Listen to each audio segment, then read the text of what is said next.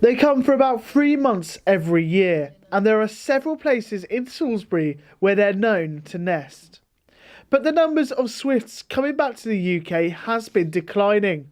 Some of the reasons might be down to modern developments.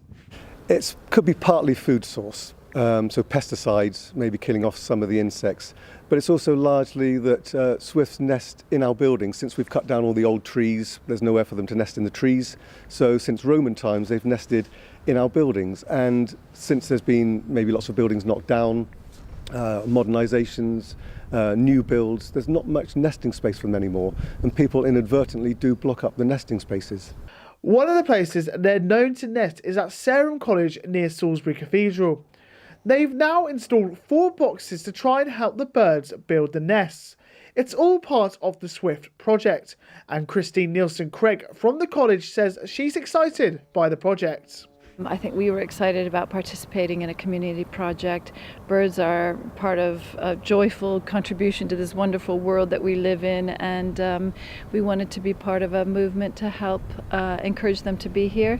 Sarum College is known for its hospitality. Why shouldn't that extend to birds? Swifts can clock up to around 14,000 miles making the round trip from Africa to Europe each year. And Daniel says they need to be looked after. Yeah, I've been fascinated with these iconic birds for about the last 20 or 30 years. Why we should care about them? Well, they're part of British summer. They're a fantastic sight. If people know what swifts look like, the way they scream and dive around the skies, they're a dramatic creature, and it would be really sad if we did lose them. While Christine says she couldn't think of a world without them. I think it's just we live in this amazing world, and birds are these creatures that contribute to our wonder about creation and about the world that we live in.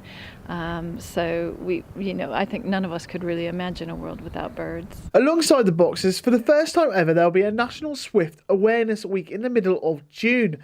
Daniel says they're looking into other ways of helping the bird out.